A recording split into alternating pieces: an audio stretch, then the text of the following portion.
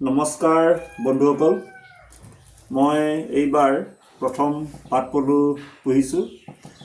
10 তাৰিখে কণী জগিছিল আৰু 30 তাৰিখে মাইকী ওলালে, অৰ্থাৎ চতুৰ্থবাৰ চাল সলালে আৰু 6 তাৰিখে পলুখিনি পকা ওলোৱা আৰম্ভ হ'ব।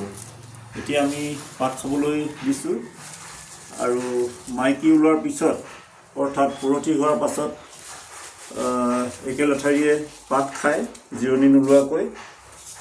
গতিকে পাত খোৱাটো কম কৰিব নালাগে, নিয়মীয়াকৈ দি থাকিব লাগে।